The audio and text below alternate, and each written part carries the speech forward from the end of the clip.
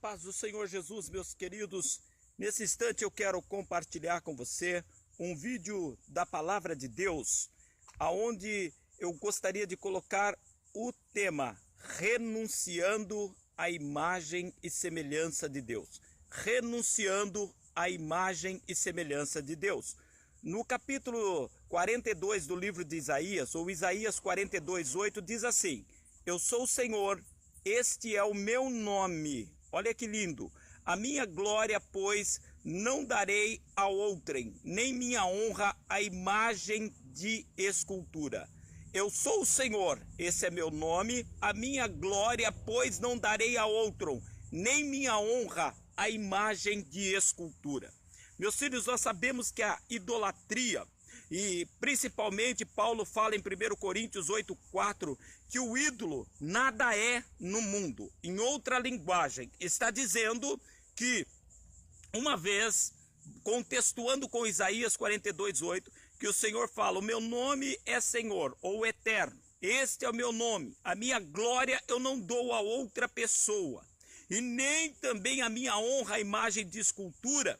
Então está dizendo que o Senhor, ele é contra a idolatria. Quando olhamos para 1 Coríntios 8:4, o apóstolo Paulo faz a seguinte afirmação, que o ídolo nada é no mundo. Quando você olha para 1 Coríntios capítulo 10, versículo 20, fala que todo sacrifício que se faz, qualquer tipo de oferta que se faz a um ídolo, é a demônios que estão fazendo, e não estão se fazendo um sacrifício ao Senhor. Quando você olha para Isaías capítulo 45, no versículo 20, lá está dizendo que nada sabem nem entendem aqueles que carregam imagem de escultura em suas posições, clamando a um Deus que não pode ouvir. Mas por que acontece milagres? Talvez eu já tenha falado um pouco disso em outro lugar.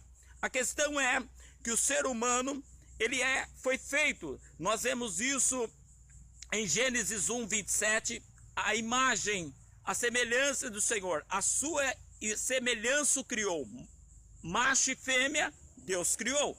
E olhando para nós somos imagem e semelhança do Senhor, e nós vivos hoje nessa terra, tanto igreja do Senhor ou não, nós temos um compromisso de procurar o melhor em Deus e representar a sua pessoa, por palavra, por obras, por gestos, e sobretudo procurar a nossa salvação para a vida eterna.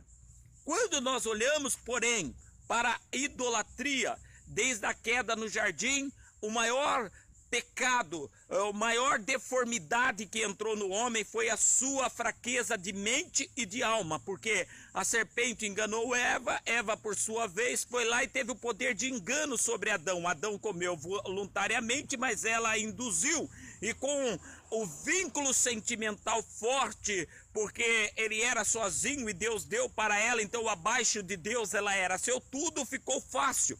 Então o ser humano passou a ser manipulável, o ser humano passou a ter seu entendimento, e na proliferação do pecado aumentou seu ego. Muitos dizem: nasci na tal religião, vou permanecer na tal religião, vou morrer na tal religião, e não procura conhecer a verdade de textos que muitas horas estão na sua própria Bíblia, na palavra que ele mesmo conhece.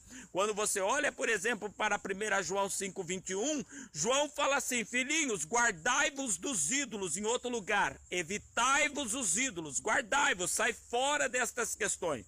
Então, quando existe uma pessoa devota de São Fulano, seu Beltrano, quando existe uma pessoa devota de Santa Fulana, Santa Beltrana, essa pessoa está simplesmente trocando a imagem e a semelhança de Deus que há nele como vivo hoje, enquanto a Bíblia diz que há um só mediador entre Deus e o homem, Jesus Cristo, e Jesus disse que tudo é no nome dele, na pessoa dele que morreu e ressuscitou, e a pessoa está colocando um mortal que ele não conviveu, não conhece a vida, conhece feitos, tipo do apóstolo Paulo, nós conhecemos o que dele se declara. Quando fala de João, nós conhecemos dele o que dele se declara.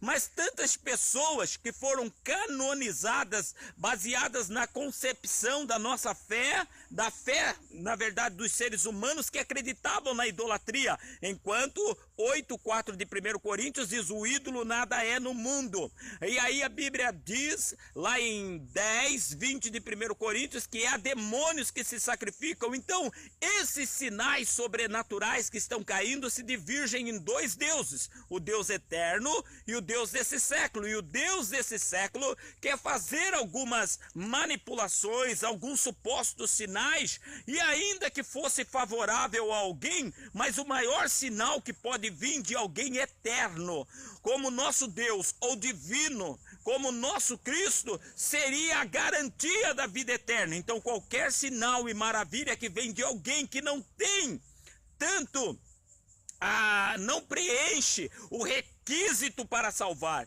para colocar na vida eterna, que é no caso de qualquer ídolo, torna-se uma movimentação satânica na vida das pessoas. E já não bastando, ultimamente agora, há 2 semanas, nós estamos hoje no dia 28 de abril de 2018, há 1 semana e meia, o Papa Francisco declarou que eles iriam agora fazer uma nova reunião para aniquilar a Bíblia e tirar a Bíblia da concepção da igreja romana, porque não é igreja de Deus, para estabelecer um novo livro, uma nova hierarquia. O que pode vir de uma mente totalmente humana? O que pode vir de uma mente totalmente se dizendo que conheceu Deus, porque até aqui ele dizia-se um seguidor de Deus. Em muitos dos seus discursos ele falou da palavra de Deus. Agora ele está dizendo em tirar o próprio Senhor, a própria palavra do Senhor, e ele vai reger você, que é multidão de católico romano, por exemplo, para onde? Para onde quer Francisco te conduzir? Você tem que observar, porque a Bíblia disse que é lícito que venham os escândalos, mas ai daquele por quem vier. Então eles estão tramando um ai contra eles. Se eles não estão preocupados com a salvação eterna dele, você está achando que eles estão preocupados com a tua salvação? Lembra-se, lá em 45:20 de Isaías: nada sabem quem carrega posição. Os homens morreram, eles já foram, eles nada são no mundo. 1 Coríntios 8:4, eles não têm poder de influenciar. Você lê as parábolas em Lucas quando fala do rico e do Lázaro. Não tem como voltar, seja morando no abismo ou seja no paraíso de Deus.